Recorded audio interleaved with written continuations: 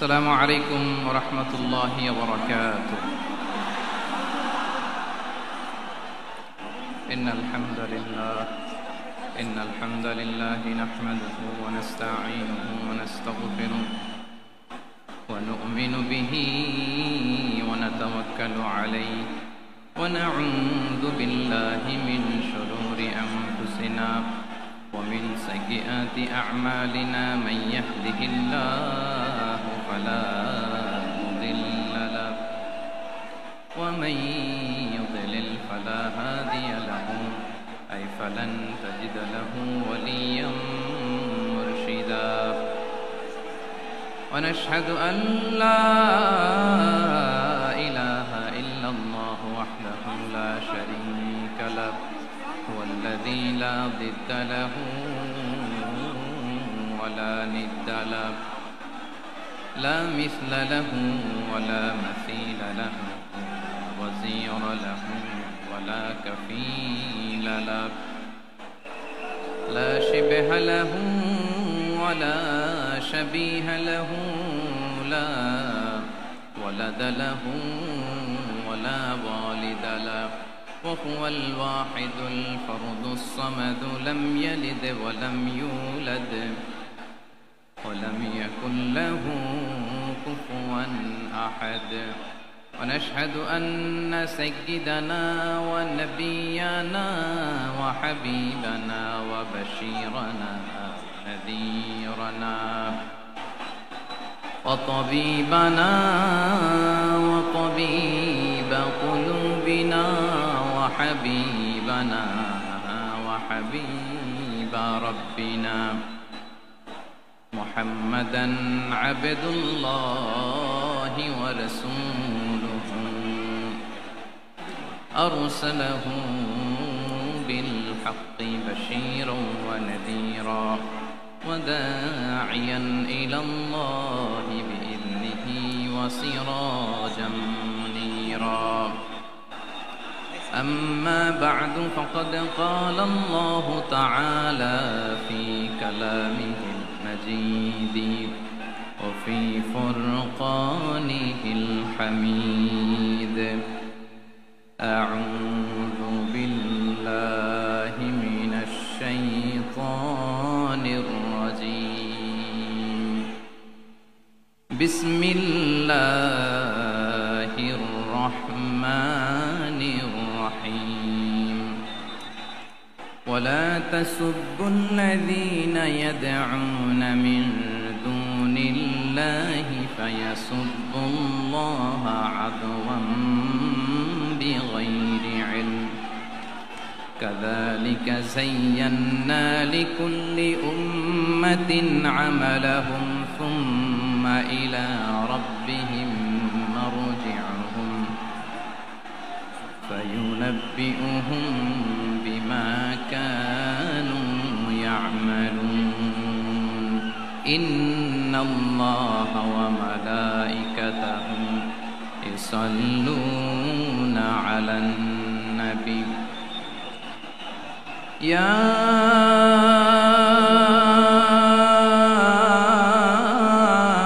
أيها الذين آمنوا صلوا عليه وسلموا تسليما.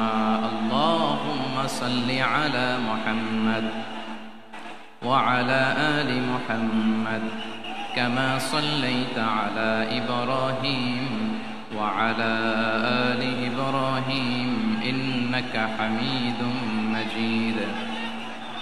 اللهم بارك على محمد وعلى آل محمد كما باركت على إبراهيم وعلى آل إبراهيم إنك حميد مجيد. সকল প্রশংসার মালিককে, সকল ক্ষমতার উৎসকে। কেউ যেটা পারে না পারে কে, কেউ যেটা দেখে না দেখে কে, কেউ যেটা দেয় না দেয় কে? সে আল্লাহ রাব্বুল ইজ্জত ওয়াল জালালের দরবারে আমরা শুকর গুজার হচ্ছি। আমরা সবাই আওয়াজ করে পড়ে নিচ্ছি কালিমাতুশ শুকর আলহামদুলিল্লাহ। গলা ছেড়ে দিয়ে আওয়াজ করে, প্রিয় লালমনিরহাটের ভাইয়ের আওয়াজ করে সবাই পড়ুন, রব্বানা লাকাল হামদ হামদান কাসীরান তাইয়্যিবান মুবারাকান ফীহি ইয়া রাব্বি লাকাল হামদু কামা ইয়ানবাগি লিজালালি ওয়াজহিকা ওয়া আযীমি সুলতানিকা লাকাল হামদু বিল ঈমান লাকাল হামদু বিল ইসলাম লাকাল হামদু বিল কুরআন। আমরা আল্লাহ রাব্বুল ইজ্জা ওয়াল জালালের দরবারে শুকরিয়া জ্ঞাপনের পাশাপাশি আজকের এই প্রোগ্রামের ইন্তেজামিয়া কমিটি, ইসলামিক সোসাইটি লালমনিরহাটকে অন্তরের অন্তঃস্থল থেকে ধন্যবাদ জানাতে চাই, শুভেচ্ছা জানাতে চাই।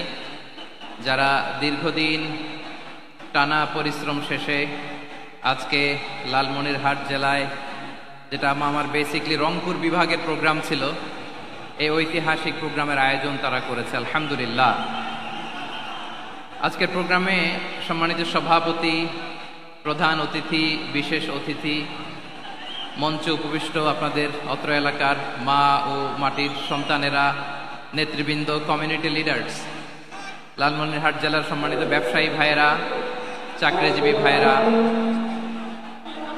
ছাত্র ভাইয়েরা, ভলান্টিয়ার্স ভাইয়েরা এবং লালমনিরহাট জেলা স্টেডিয়ামে অবস্থানরত আমার মা এবং বোনেরা, আমি আপনাদের সবাইকে অন্তরের অন্তঃস্থল থেকে শুভেচ্ছা জানাতে চাই, ধন্যবাদ জানাতে চাই যে আপনারা এত চমৎকার একটি প্রোগ্রামের আয়োজন করেছেন। প্রিয় ভাইয়েরা, আপনারা জানেন যে আমি প্রতি বিভাগে একবার করে সফর করছি, তো সেই সুবাদে রংপুর বিভাগের প্রোগ্রামটা আমি লালমনিরহাটে দিয়েছি এবং আমি আশ্বস্ত হয়েছিলাম যে লালমনিরহাটের প্রোগ্রাম খুবই গোছালো হবে, সুষ্ঠু হবে, শান্ত হবে। সেটার নমুনা আলামত আমি দেখতে পাচ্ছি, আলহামদুলিল্লাহ। সবাই খুবই সুশৃঙ্খল, লক্ষ লক্ষ তাওহীদি জনতা, পেছনে অনেকে জায়গা পায় নাই কিন্তু কোনো আওয়াজ নাই, সবাই দাঁড়িয়ে আছে। এলইডি স্ক্রিন আছে, আপনারা স্ক্রিনে দেখতে পাচ্ছেন, আলহামদুলিল্লাহ। আমি সবাইকে দেখতে পাচ্ছি, মাশাআল্লাহ মাশাআল্লাহ। শান্ত হয়ে আপনারা বসুন, অল্প কিছু সময় কথা বলার সুযোগ আমি পাবো। যেহেতু আমি হেলিকপ্টারে করে এসেছি, হেলিকপ্টারগুলোর আবার একটা পলিসি আছে, সানসেটের আগে, সূর্য ডোবার আগে তাদেরকে এয়ারপোর্টে আবার ল্যান্ড করতে হয়। এখানে 3:30টার মধ্যে আমাকে উঠে যেতে হবে। আমি যদি বারবার আপনাদেরকে থামাতে থাকি, শান্ত হতে বলি এবং এগুলোতেই যদি আমরা সময় নষ্ট করে ফেলি, তাহলে এই যে বিশাল মহাসমাবেশ, বিশাল আয়োজন, যেখানে 2-4টা আমি বার্তা দিতে চাই, এগুলো ব্যাহত হবে। লালমনিরহাটের ছেলেরা খুব ভদ্র, শান্তশিষ্ট। আসার পর থেকে আমাকে রিসিভ করা থেকে শুরু করে, স্টেজে আনা থেকে শুরু করে, এবং আলহামদুলিল্লাহ তরুণ জেনজি শ্রোতাদেরকে আমি দেখতে পাচ্ছি, তারা খুবই কোঅপারেটিভ, সহযোগিতা করার, কোঅপারেট করার, অ্যাসিস্ট করার মানসিকতা আমার ভাইদের আছে, আলহামদুলিল্লাহ আলহামদুলিল্লাহ। আমি চাইবো আমরা একটু নীরব, নিস্তব্ধ পরিবেশ তৈরি করার একটু চেষ্টা করব। প্রচন্ড রোদ, আপনাদের যেমন কষ্ট হচ্ছে আমারও কষ্ট হচ্ছে। ওনারা বলেছিল স্টেজকে সরাবে, উপরে পর্দা দিবে, আমি বললাম দরকার নাই, যেই পরিস্থিতিতে আছি আমরা বসি, শান্ত হইতে হবে। এখানে আমি শান্ত হইতে বলবো, ভলান্টিয়ার্সরা মাইক নিয়ে শান্ত হইতে বলবে, আমাদের সম্মানিত উপস্থাপক উনি শান্ত হইতে বলবে। এগুলোর অপেক্ষায় না থেকে নিজ দায়িত্বে আমরা সবাই শান্ত থাকি, যাতে লালমনিরহাটের এই প্রোগ্রাম একটা ইতিহাস হয়ে থাকে বাংলাদেশে, ঠিক কিনা বলেন? যখন আমি সময় দিব, শাউট করতে বলবো, নয়েজ করতে বলবো, তখন নয়েজ করতে হবে আওয়াজ করে।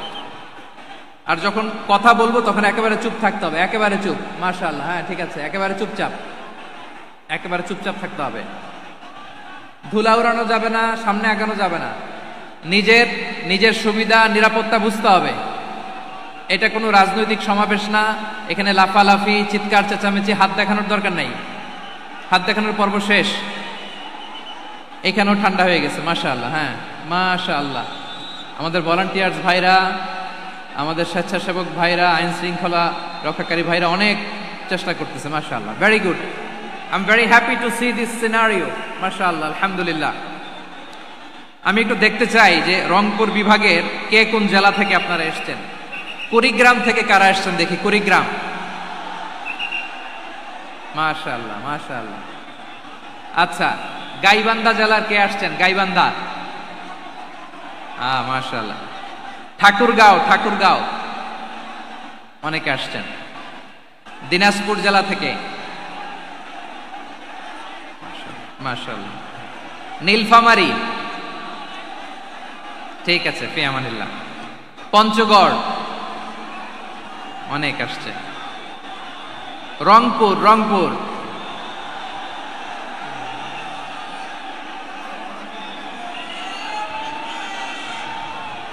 মাশাআল্লাহ মাশাআল্লাহ, ঠিক আছে। লালমনিরহাটের কারা দেখি, লালমনিরহাট।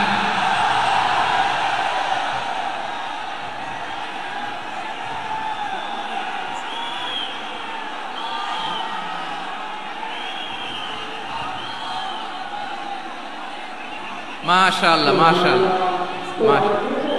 মাশাআল্লাহ।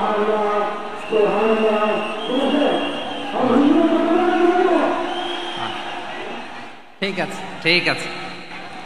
আচ্ছা, এই রংপুর বিভাগের বাইরে থেকে অন্য জেলার কারা কারা আসছেন দেখি, তাও আছে অনেকে। মাশাআল্লাহ, ঠিক আছে ঠিক আছে। আজকের প্রোগ্রামে উপস্থিত আছেন প্রধান অতিথি হিসেবে অধ্যক্ষ আসাদুল হাবিব দুলু ভাই, সাংগঠনিক সম্পাদক বিএনপি, জাতীয় নির্বাহী কমিটির সভাপতি, জেলা বিএনপি লালমনিরহাট। বিশেষ অতিথি হিসেবে আমাদের অনেক ভাইরা এসছেন, সবাইকে শুকরিয়া জানাই। সভাপতিত্ব করছেন জনাব আব্দুল হাকিম।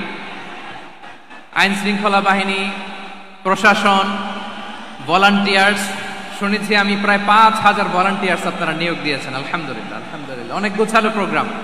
আমার প্রাণ ঢালা ভালোবাসা জানবেন, আমার হৃদয়ের গহীন থেকে ভালোবাসা নিবেন, শুভেচ্ছা জানবেন সবাই। ঠিক আছে ঠিক আছে। প্রিয় ভাইরা, আমরা আর কাল বিলম্ব না করে মূল আলোচনায় চলে যেতে চাই।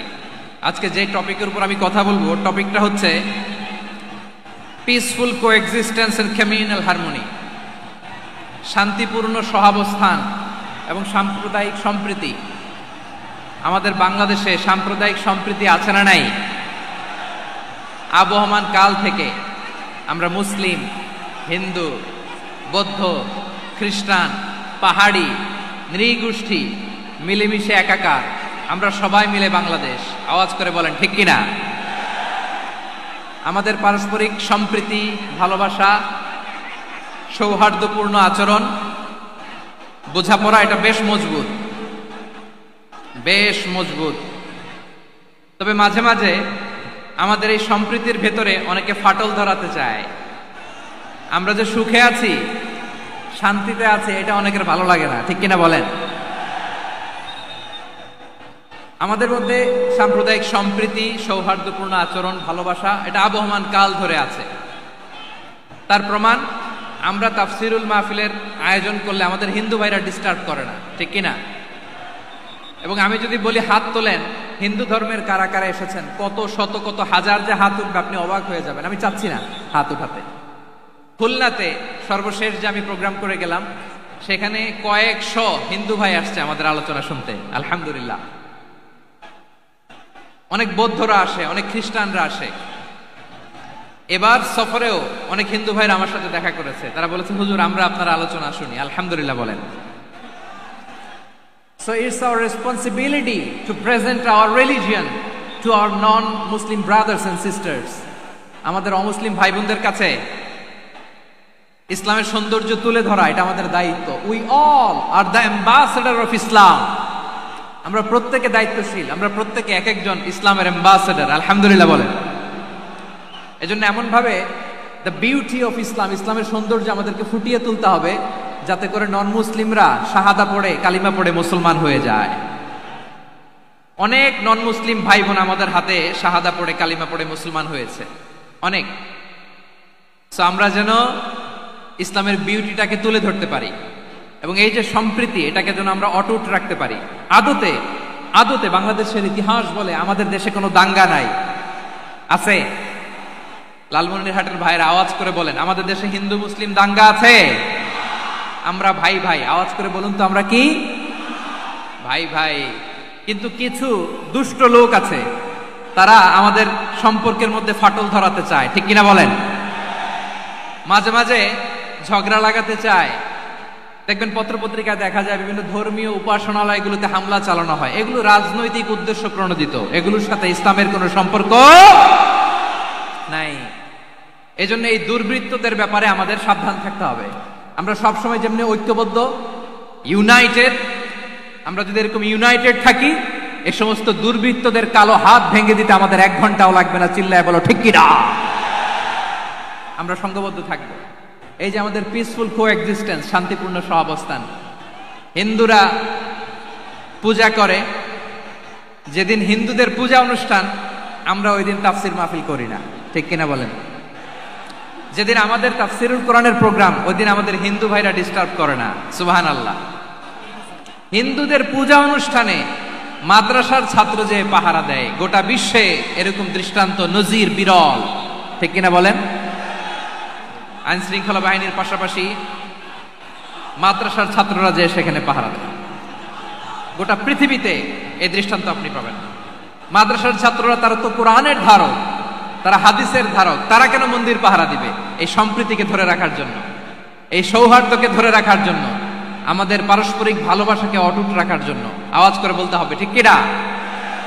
এখন বলেন, আমাদের এই ভালোবাসা অটুট থাক আমরা চাই কি চাই না?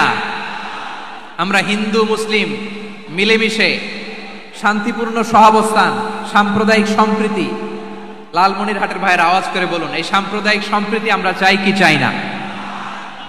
আল্লাহ এই দেশকে তুমি বরকতময় করো, বাংলাদেশকে তুমি শান্তিময় করো। আওয়াজ করে সবাই বলেন আমিন। এই জায়গাটাতে সামান্য একটু আওয়াজ হচ্ছিল, এটাও থেমে গেছে। আলহামদুলিল্লাহ, আলহামদুলিল্লাহ। এখন একেবারে everything is in my control. মাশাআল্লাহ। ঠিক আছে, আমি মূল আলোচনায় যাই। প্রিয় ভাইরা, আমি বলেছিলাম আমার আলোচনার বিষয় হচ্ছে শান্তিপূর্ণ সহাবস্থান, সাম্প্রদায়িক সম্প্রীতি। আমরা দেখব ইসলাম আমাদেরকে কি কি দিক নির্দেশনা দেয়। শান্ত হইতে হবে। খরগোশের কানের মতো কান দুটো আমার দিকে করে রাখেন। আমি এখনো উঠে যাব, হাত নাড়ায় লাভ নাই, আমি উঠে যাব। তাকায় থাকো আর কান খাড়া, আওয়াজ হবে না। হ্যাঁ, মাশাআল্লাহ, মাশাআল্লাহ, ঠিক আছে। আমরা দেখব যে রাসূল সাল্লাল্লাহু আলাইহি ওয়াসাল্লাম এই পিসফুল কোএক্সিস্টেন্সের জন্য আমাদের কি শিখিয়েছেন, কি কি গাইডলাইন দিয়েছেন। আমরা 1, 2, 3, 4 করে এগুলো আপনাদের সাথে শেয়ার করব। আমি আপনাদের খেদমতে সূরাতুল আনআমের 108 নম্বর আয়াত তেলাওয়াত করেছি। এখানে আল্লাহ রাব্বুল ইজ্জা ওয়াল জালাল তিনি ইরশাদ করছেন, ওয়ালা তাসুব্বুল্লাযীনা ইয়াদউনা মিন দুনিল্লাহি ফায়াসুব্বুল্লাহা আদওয়ান বিগাইরি ইলম কাযালিকা যায়্যান্না লিকুল্লি উম্মাতিন আমালাহুম থুম্মা ইলা রাব্বিহিম মারজিউহুম ফায়ুনাব্বিউহুম বিমা কানু ইয়ামালুন। রব্বুল আলামিন বলেন, গোলাম ও আমার ইমানদার বান্দারা শোনো শোনো, ও আমার বিশ্বাসী বান্দারা শোনো শোনো, লা তাসুব্বুল্লাযীনা ইয়াদউনা মিন দুনিল্লাহ ফায়াসুব্বুল্লাহা আদওয়াম বিগাইরি ইলম। ও আমার বিশ্বাসী বান্দারা, যারা আল্লাহকে ব্যতি রেখে, আল্লাহকে বাদ দিয়ে অন্য উপাস্যকে ডাকে, দেবীর পূজা করে, দেবতাদের পূজা করে, তোমরা খবরদার তাদের গালি দিও না। আওয়াজ করে বলেন, কি দিও না? আল্লাহ বলেন, ও বিশ্বাসীরা শোনো, যারা আল্লাহকে বেছে রেখে দেব দেবীর পূজা করে, অন্য উপাস্যের পূজা করে, তাদেরকে ডাকে, ওই দেবতাদেরকে তোমরা গালি দিও না।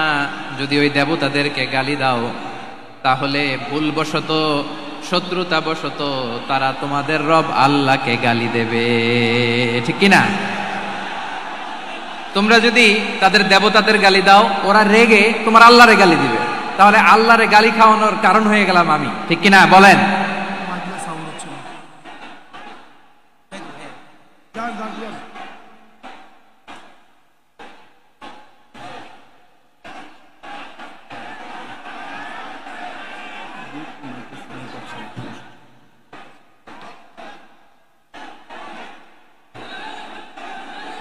সম্মানিত ভাইয়েরা, এত বিশাল প্রোগ্রাম, মাইকের একটা সেটআপ থাকে, তারগুলো অনেক সময় নড়ে যায়, ধাক্কা ধাক্কিতে ডিসপ্লেস হয়, একটু ঝামেলা হবে।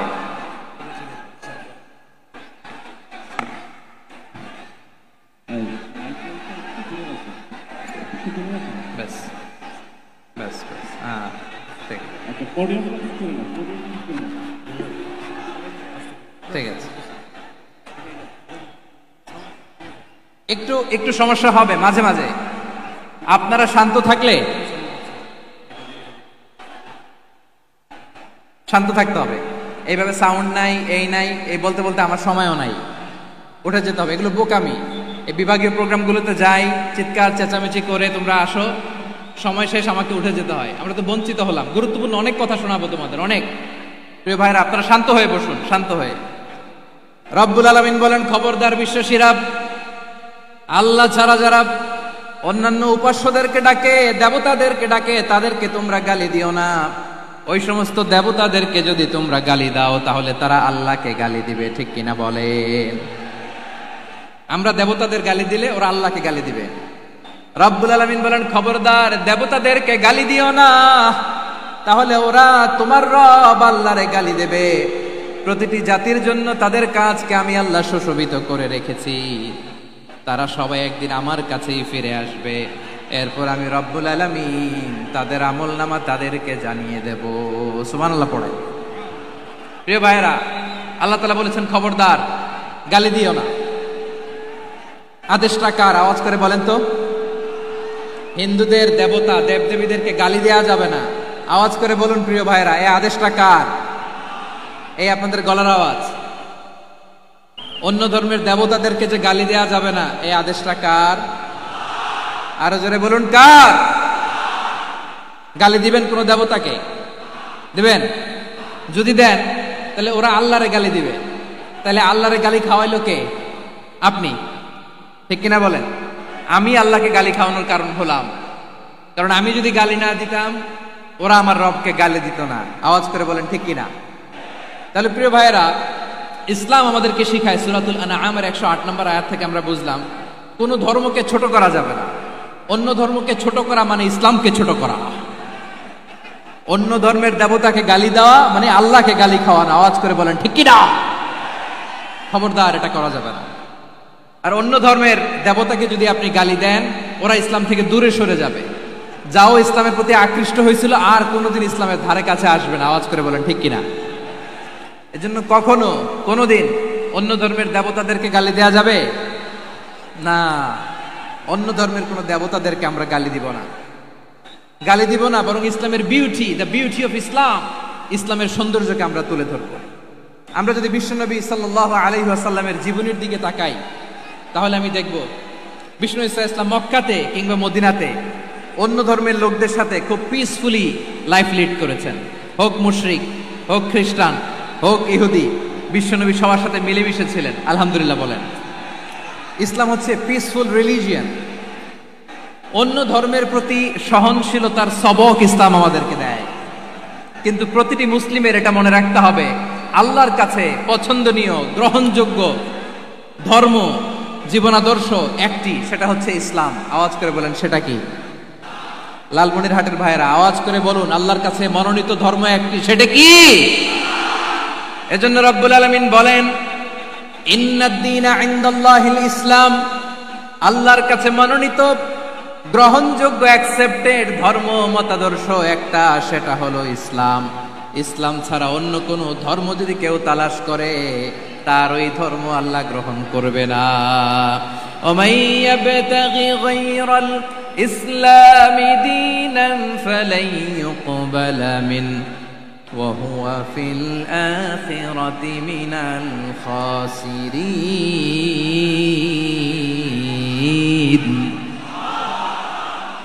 Whoever seek anything except Islam, that won't be accepted from him, and he will be loser in the day of judgment. কিয়ামতের দিন ইসলাম ছাড়া কেউ যদি অন্য কোনো ধর্ম তালাশ করেছে দুনিয়াতে, তার এই মতাদর্শ গ্রহণ করা হবে না। and he will be loser, সে হবে লুজার, ক্ষতিগ্রস্ত। হাই হাই কোম্পানির ম্যানেজার, ওর আমও শেষ, সালাও শেষ। আওয়াজ করে বলেন ঠিক কি না? এজন্য ইসলাম পেয়ে আমরা খুশি না বেজার?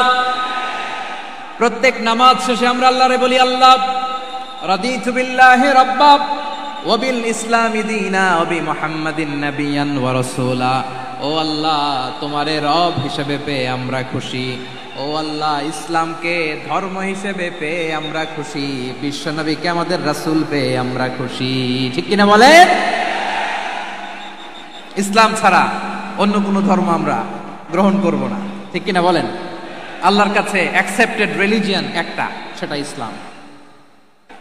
তো বিশ্বনবী সাল্লাল্লাহু আলাইহি ওয়াসাল্লাম মক্কাতে কিংবা মদিনাতে খুব পিসফুলি এক্সিস্ট করেছেন, যে কোনো ধর্মের সাথে মিলেমিশে চলেছেন। তার প্রমাণ আমরা যদি রাসূল সাল্লাল্লাহু আলাইহি ওয়াসাল্লামের বায়োগ্রাফির দিকে তাকাই, তাহলে দেখব তিনি মুশরিকদের সাথে পিস ট্রিটি করেছেন, শান্তি চুক্তি, পিস ট্রিটি, পিস এগ্রিমেন্ট। আপনারা হুদাইবিয়ার সন্ধির নাম শুনেছেন? আমার লালমনিরহাটের কলিজার টুকরা ভাইয়েরা, হুদাইবিয়ার সন্ধির নাম আপনারা শোনেন নাই? 6ষ্ঠ হিজরিতে বিশ্বনবী সাল্লাল্লাহু আলাইহি ওয়াসাল্লাম মুশরিকদের সাথে এই ট্রিটি করেছেন, চুক্তি। কাদের সাথে? মুশরিকদের সাথে। আমরা তো মুসলমান বসতে পারি না। আমরা দুই মুসলিম ভাই একসাথে বসে চা খেতে পারি না, গল্প করতে পারি না। বিশ্বনবী সাল্লাল্লাহু আলাইহি ওয়াসাল্লাম মুশরিকদের সাথে ট্রিটি করেছেন, হুদাইবিয়ার সন্ধি। এই সন্ধির আগে মক্কা থেকে কেউ মদিনায় যেতে পারে না, মদিনা থেকে কেউ মক্কায় যেতে পারে না। কিন্তু এই সন্ধির পরে ট্রাফিক স্বাভাবিক হয়ে গেল। মক্কার লোকেরা মদিনায় আসতে পারে, মদিনার লোকেরা মক্কায় আসতে পারে। এটাকে বলে সুলহে Hudaibiya, the peace agreement of Hudaibiya, শান্তি চুক্তি। আমরা পৃথিবীতে এখন অনেক শান্তি চুক্তির নাম শুনি, এগুলো সব the piece treaty of Hudaibiya থেকে কপি করা। আল্লাহু আকবার। তাহলে বিশ্বনবী সাল্লাল্লাহু আলাইহি সাল্লাম তিনি যে শান্তিপূর্ণ সহাবস্থানে বিশ্বাসী ছিলেন, মুসলমানেরা যে অন্য ধর্মের প্রতি সহনশীল, তার প্রমাণ হচ্ছে এই পিস ট্রিটি। শুধু তাই নয়, মাইকের সাউন্ডটা একটু বাড়াই দিতে হবে, খুব দুর্বল, একটু মজবুত করতে হবে, আর একটু ক্লিন করতে হবে, আর সবগুলা জায়গায় সাউন্ড যাচ্ছে কিনা একটু ক্রস চেক করতে হবে। হ্যাঁ, পাবেন দিচ্ছে mike operator, he is trying his level best, দিচ্ছে। মাইক অপারেটর যিনি আছেন, প্রতিটি জায়গায় প্রতিটি সাউন্ড বক্সে যেন আওয়াজ পাওয়া যায়, একটু ক্রস চেক করেন, সাউন্ডটাকে একটু স্ট্রং করে দেন। হ্যাঁ, ঠিক আছে, মাশাআল্লাহ। এদিকে তাকান, এদিকে। মক্কার পার্ট গেল, পিস এগ্রিমেন্ট করলেন, শান্তি চুক্তি। বিষ্ণু ইসলাম মদিনায় যে কি করলেন? মদিনায় যে বিষ্ণু ইসলাম মদিনা চার্টার করলেন, মদিনা সনদ, সাহিফাতুল মদিনা, এটার বলে মদিনা চার্টার। যে ওয়েস্টে, ইউরোপে, আমেরিকাতে তারা অনেক চার্টার করে, এই সব চার্টার মদিনা চার্টার থেকে কপি করা। আওয়াজ করে পড়েন সুবহানাল্লাহ। বিষ্ণু ইসলাম মদিনায় গেলেন, মদিনাতে মুসলিম, মুশরিক, ইয়াহুদি, এই 3 ধর্মের লোক মিলে সব স্টেক হোল্ডার যারা আছে সবাইকে নিয়ে বিষ্ণু ইসলাম মদিনা চার্টার করলেন, মদিনা সনদ। পড়েন সুবহানাল্লাহ। শুধু তাই নয়, মক্কাতে বিশ্বনবী পিস এগ্রিমেন্ট করলেন, শান্তি চুক্তি মুশরিকদের সাথে। মদিনাতে যে বিশ্বনবী মদিনা চার্টার করলেন, মদিনা সনদ করলেন ইহুদিদের সাথে। আবার মদিনাতে বিশ্বনবী ইহুদিদের সাথে পিস ডায়ালগ করলেন, ইন্টারফেথ ডায়ালগ করলেন, আন্তধর্মীয় সংলাপ করলেন। যেই সংলাপের মূল ভিত্তি ছিল তাওহীদ। মূল ভিত্তি ছিল কি? তাওহীদ।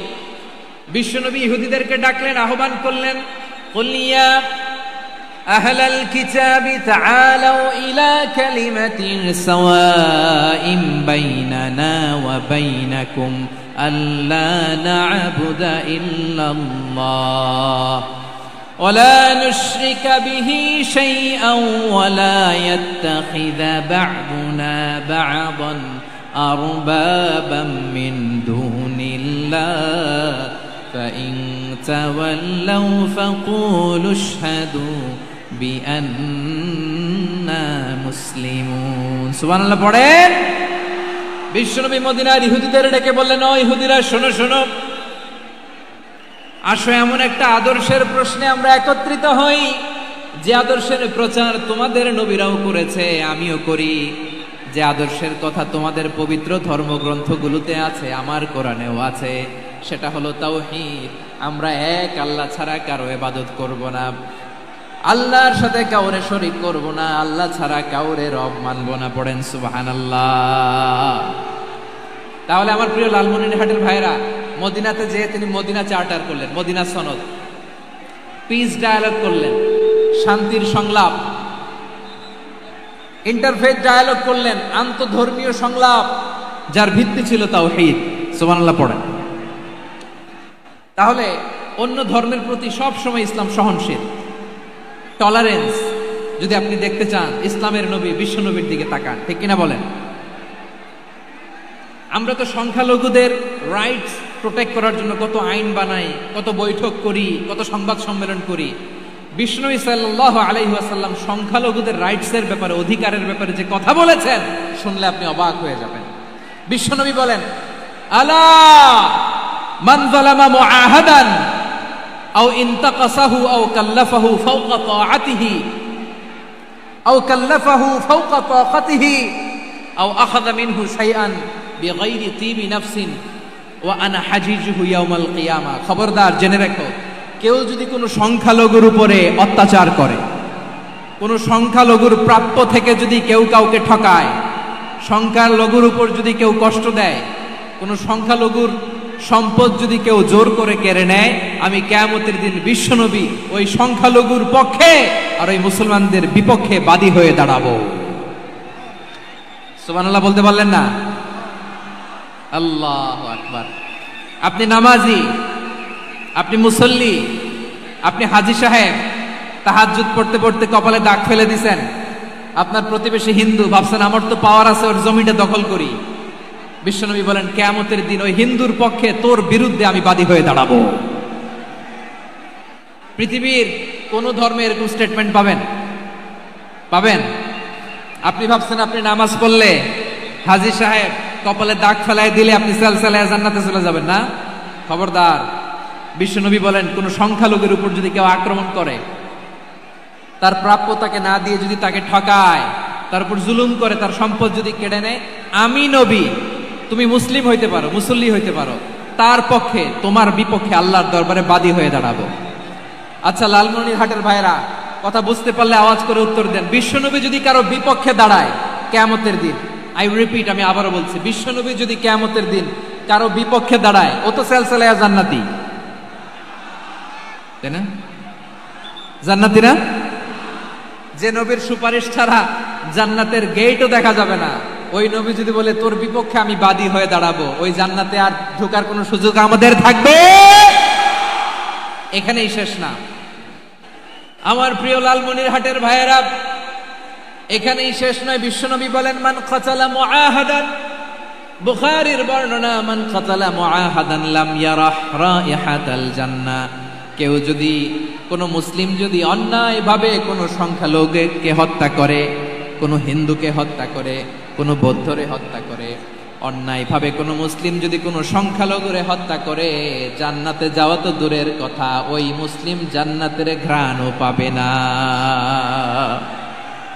সেই বুখারীর বর্ণনা, মান কাতালা মুআহাদান লাম ইয়ারাহ রাইহাতাল জান্নাহ ওয়া ইন্না রিহাহা লা ইউজাদু মিন মাসিরাতি 40 আমা। যে জান্নাতের ঘ্রাণ 40 বছর দূরের রাস্তা থেকেই পাওয়া যায়। সুবহানাল্লাহ পড়েন। প্রিয় ভাইরা, এখান থেকে জান্নাতে পৌঁছতে লাগবে 40 বছর। এত দূর, কত বছর? সবাই বলেন কত বছর? এখান থেকে জান্নাতে পৌঁছতে লাগবে 40 বছর। এত দূরে থাকতেই জান্নাতের ঘ্রাণ আপনার নাকে এসে ধাক্কা মারবে। বিষ্ণুই বলেন, যে ব্যক্তি কোন সংখ্যালঘুকে হত্যা করে, জান্নাতের ঘ্রাণ তো পাবেই, জান্নাতে তো ঢুকতে পারবেই না, জান্নাতের ঘ্রাণও তার নাকে লাগবে না। পড়েন নাউযুবিল্লাহ। তাহলে সংখ্যালঘুদের ব্যাপারে ইসলামে অধিকার দেয়া আছে না নাই? লালমনিরহাটের ভাইয়ের আওয়াজ করে বলেন, আমার সংখ্যালঘু হিন্দু ভাইদের রাইটস, অধিকার আমাদের ইসলামে প্রোটেক্টেড আছে না নাই? এখানেই শেষ না। বিষ্ণু ইসলাম আপনার অমুসলিম প্রতিবেশীর সাথে ভালো আচরণ করতে বলেছে। আমাদের হয় না এটা মুসলিম পাড়া, ওটা বৌদ্ধ পাড়া, হয় না? অনেক সময় হয় না এটা আমাদের মুসলিম পাড়া, ওইটা হিন্দু পাড়া, এরকম আছে না নাই? লালমনিরহাটে নাই না? আছে? হিন্দু যদি আপনার প্রতিবেশী হয় কি করবেন? ওরে কষ্ট দিবেন নাকি? কেন, ও তো হিন্দু, ও তো আমার আল্লাহরে ডাকে না, ওরে কষ্ট দিলে জায়েজ হবে না? খবরদার। বিষ্ণু ইসা ইসলাম বলেন, মান কানা ইউমিনু বিল্লাহ ওয়াল ইয়াউমিল আখির ফালিউকরিম জারাহ, যে আল্লাহ বিশ্বাস করে আর আখিরাতে বিশ্বাস করে সে যেন প্রতিবেশীর সাথে ভালো আচরণ করে। সুবহানাল্লাহ। কলিজা জুড়ায় যায় না আমার নবীর কথাগুলো শুনলে? যে আল্লাহ বিশ্বাস করে, যে আখিরাতে বিশ্বাস করে সে যেন প্রতিবেশীর সাথে ভালো আচরণ করে। এখানে বলছে মুসলিম প্রতিবেশী বলছে, নামাজি প্রতিবেশী বলছে, আল্লাহওয়ালা প্রতিবেশী বলছে না।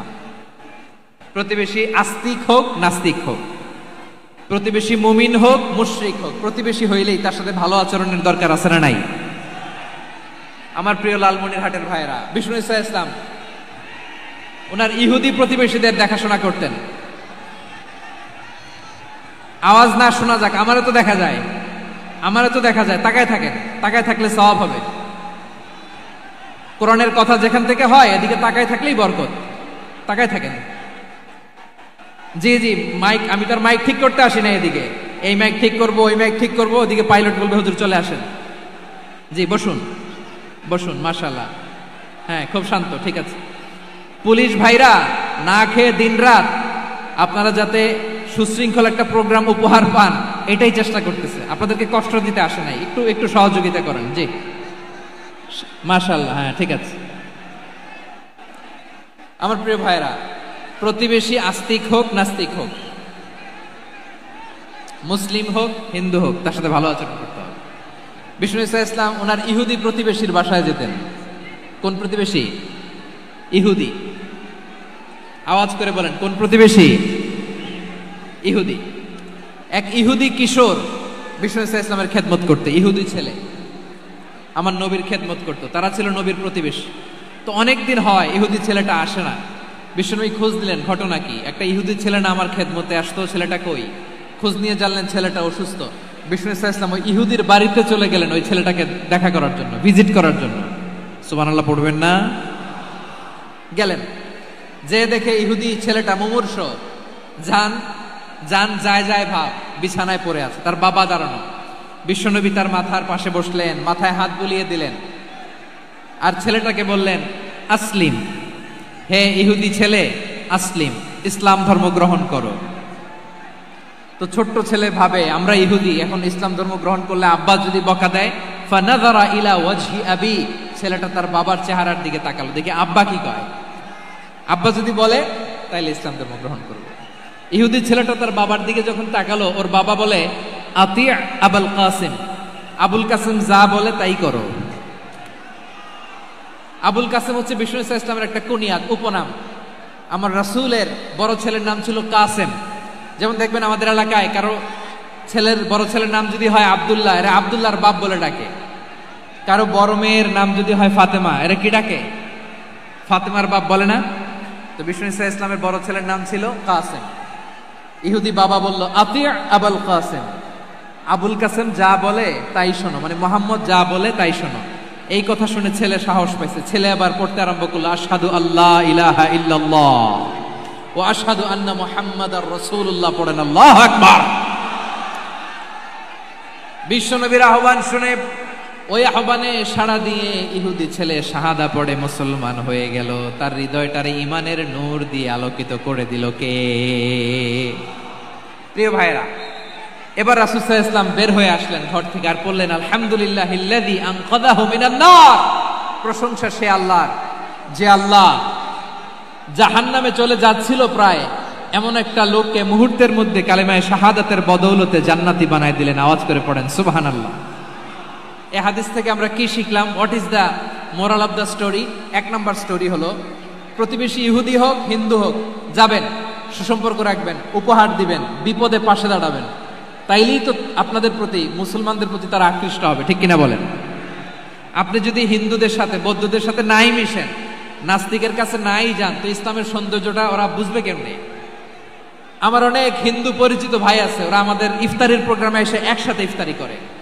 অনেক মদখোর আমার সাথে বসে একসাথে ডিনার করে, হাফ প্যান্ট পরা, গলায় স্বর্ণের চেইন, হাতে স্বর্ণের ব্রেসলেট, আয়েশা আমার সাথে ডিনার করছে, আছে এরকম গাঁজাখোর। আমি বলে আসো, welcome welcome to my dinner, আসো বসো। বসলেই তো আমি ওর ডিএনএ, চিন্তার ডিএনএ চেঞ্জ করে দেওয়ার সুযোগ পাবো। চিল্লায় বলো ঠিক কি না? আসতে হবে আমার কাছে। Our door is open, the door of Islam is open 24/7। সব সময় আমাদের ইসলামের দরজা আমার অমুসলিম ভাইদের জন্য খোলা আছে না নাই? এই হাদিস থেকে দুইটা শিক্ষা। এক নম্বর শিক্ষা, প্রতিবেশী মুসলিম হোক অমুসলিম হোক, যান, অসুস্থ হইলে একটু আপেল নিয়ে যান, আঙ্গুর নিয়ে যান, কমলা নিয়ে যান, তাদের সাথে ভালো আচরণ করেন। ইসলামের বিউটি দেখে, সৌন্দর্য দেখে অবাক হবে, নসিব ভালো হলে কোনোদিন কালিমা পড়ে মুসলমান হয়ে যাবে। ঠিক কিনা বলেন? তাহলে অমুসলিমের সাথে ভালো সম্পর্ক। বিশ্বনবী ইহুদির বাড়িতে গেলেন, ইহুদির বাড়ি, আর আমার মুসলমান ভাই আমার কাফের বলে, এরকম আছে না নাই? মুসলিম মুসলিমরা দেখতে পারে না, সহ্য করতে পারে। বিশ্বনবী সাল্লাল্লাহু আলাইহি ওয়াসাল্লাম ইহুদির বাড়িতে গেলেন, এটা একটা শিক্ষা। আরেকটা শিক্ষা হলো, ভাইয়েরা ধাক্কা মারে এসে সামনে এসে কি লাভ? প্রোগ্রাম তো শেষ হচ্ছে, এখনই শেষ হচ্ছে। তো এই যে আমাদের বকশি ভাই ওয়াদা নিল, হাত তোলালো, মিম বলে এত কথা বলল, তো আমি জেলায় জেলায় যে খালি হাত নাড়াই তোমাদের জন্য নাকি? হ্যাঁ, হাত নাড়াই শুধু। এই ধাক্কাইতে ধাক্কাইতে এদিকে এসে হাত নাড়াইতেছে, হয়েছে তো, দেখলাম তো, ঠিক আছে, মাশাআল্লাহ, অনেক সুশৃঙ্খল, অন্যান্য যে কোনো জেলার জন্য সুশৃঙ্খল। আমার দিকে তাকাও, আমার দিকে তাকাও, ঠিক আছে। এই যে দাঁড়িয়ে আছে, একটা ছেলে নড়ে না, দেখছেন? মাশাআল্লাহ মাশাআল্লাহ মাশাআল্লাহ। হ্যাঁ, এইভাবেই। আর কয়েকটা মজাদার কথা আছে, শোনো। এই হাদিস থেকে আমাদের শিক্ষা হলো, আমার প্রতিবেশী যেই ধর্মের হোক আমি সম্পর্ক রাখবো। অসুস্থ হলে যাব, কি বলেন ভাইরা? যাবেন না? যাবেন না আপনারা? আচ্ছা, 2 নম্বর শিক্ষা হলো, বিষ্ণু ইসা ইসলামের খাদেম ছিল ইহুদি, এতদিন খেদমত করলো, একদিনও বিশ্বনবী ওরে কালিমার দাওয়াত দেয় নাই। কারণ কি? বিশ্বনবী একটা ভালো সময়ের অপেক্ষা করতেছিলেন, প্রপার টাইমিং। দাঈর কাজ হচ্ছে দাঈ ইলাল্লাহ, সে হচ্ছে সুযোগ সন্ধানী। দাঈ সুযোগ খোঁজে, কখন দাওয়া দিলে ব্যাটে বলে হবে, ঝুপ বুঝে কোপ মারে, ঠিক কিনা বলেন? বিষ্ণু ইসলাম ভালো সময়ের অপেক্ষা করতেছিলেন, দেখি ভালো সময় আসুক আসুক আসুক আসুক। আস্তে আস্তে এমন সময় আসছে, ছেলে এবার মুমূর্ষ। অসুস্থ ব্যক্তির হৃদয় অত্যন্ত নরম থাকে। হসপিটালে যখন কেউ যায় তার হৃদয়টা বড্ড নরম থাকে, মৃত্যুর ভয়ে তার অন্তরটা নরম থাকে, ঠিক কিনা বলেন?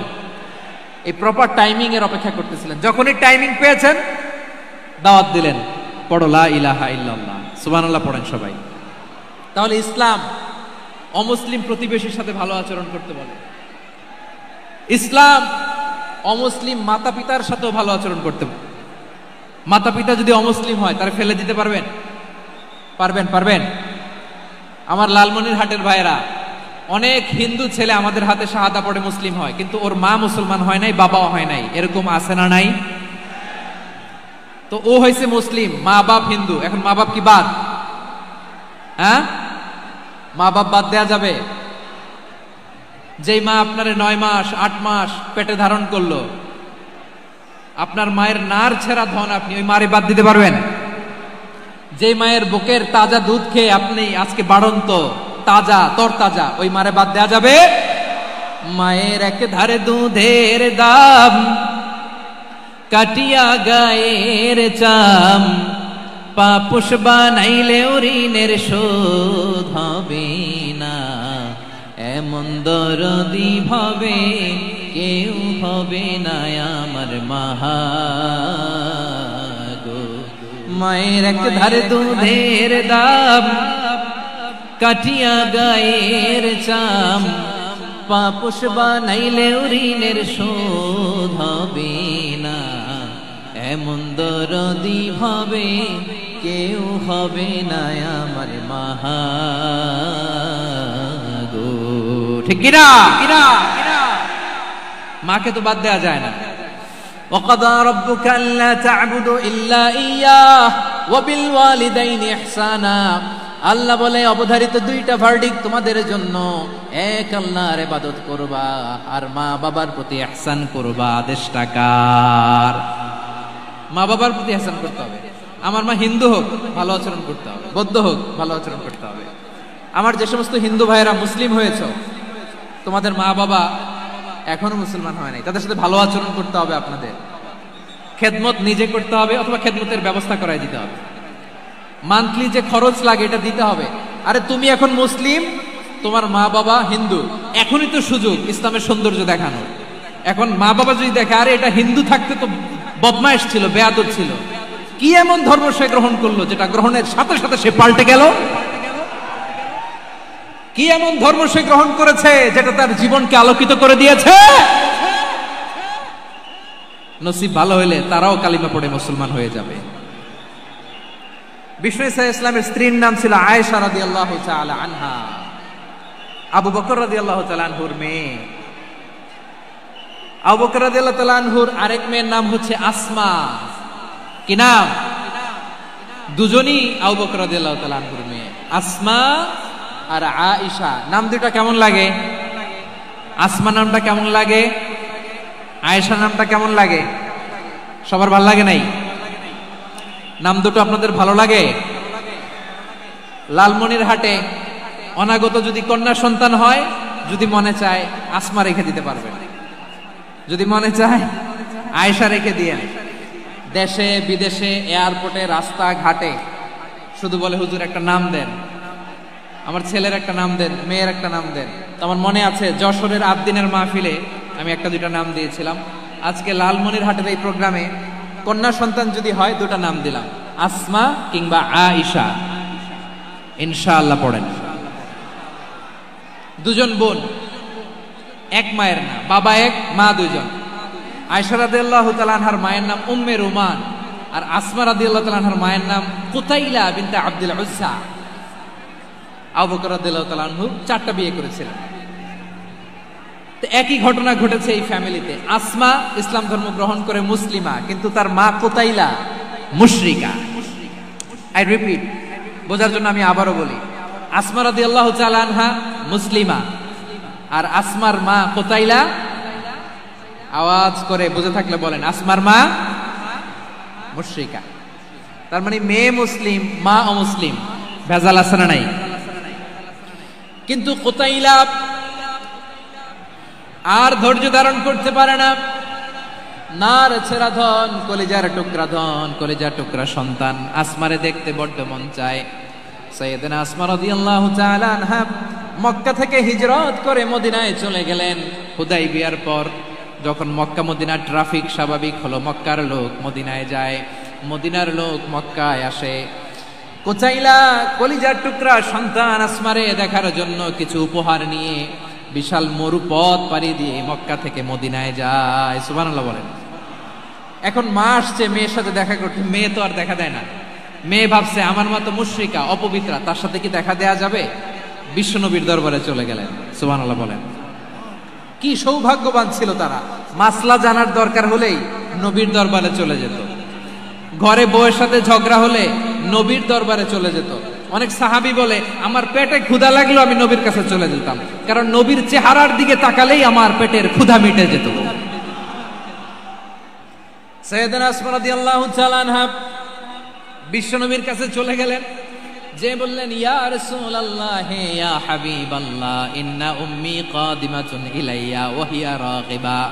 আমার মা মক্কা থেকে অনেক দূর মরুর পথ পাড়ি দিয়ে উপহার সামগ্রী নিয়ে মদিনায় আমার সাথে দেখা করতে এসেছে গো নবী।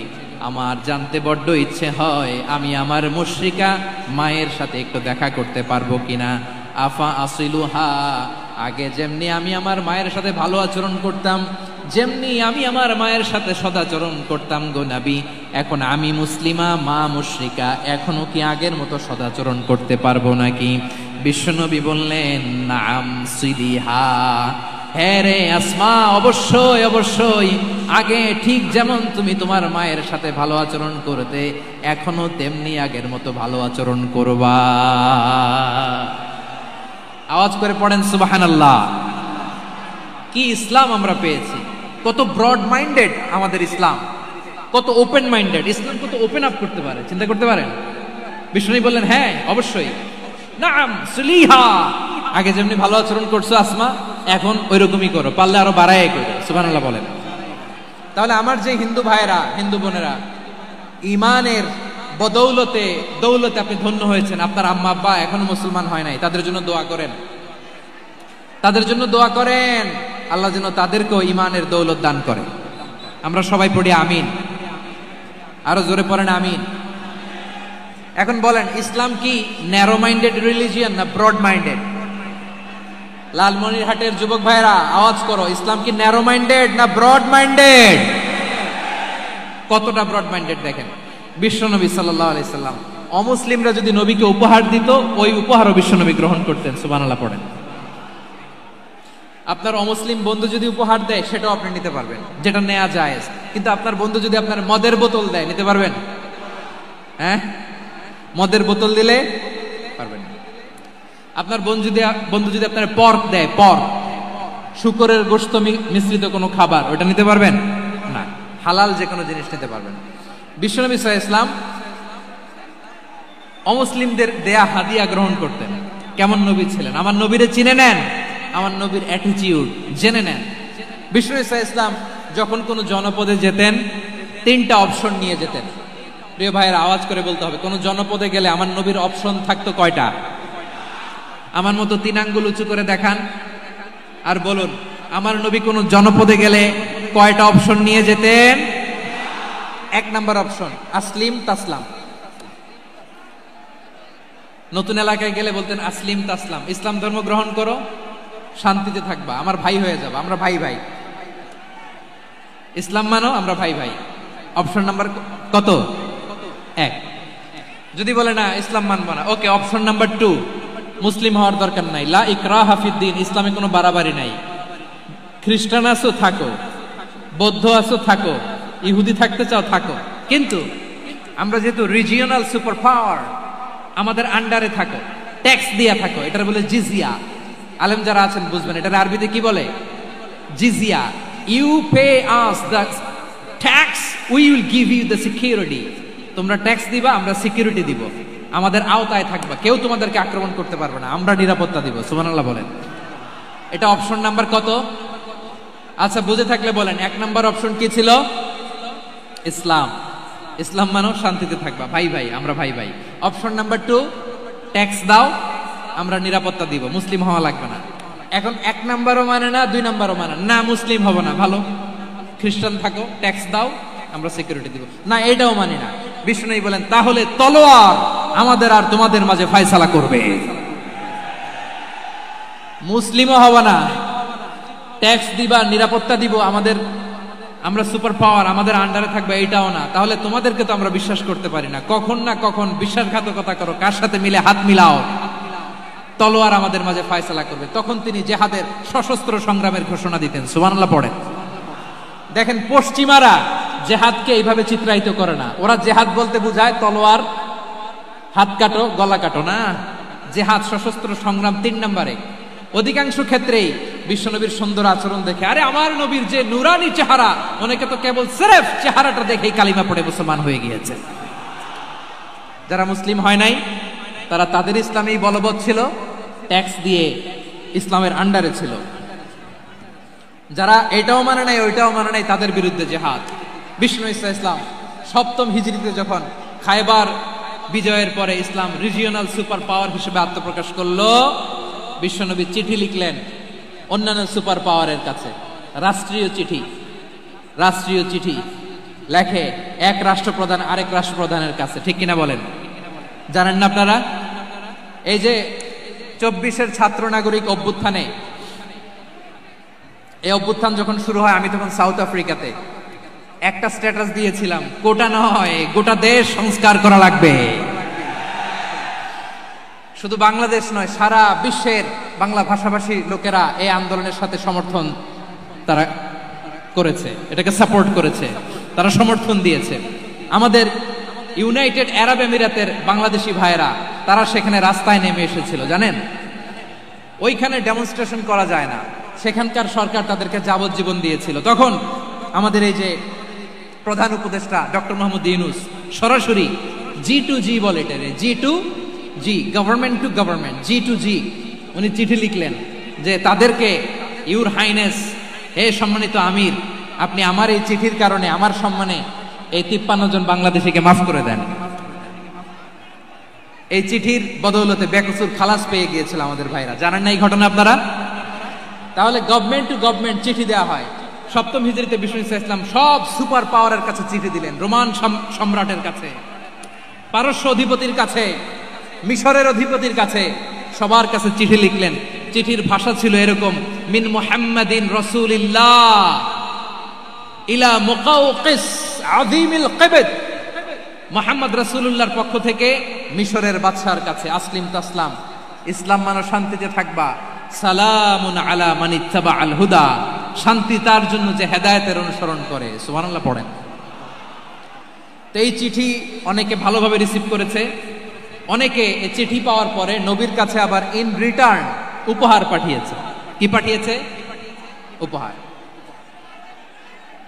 মিশরের বাদশা মুকাওকিস তিনি বিশ্বনবীকে বিশাল এক উপহারের ডালি পাঠিয়েছেন।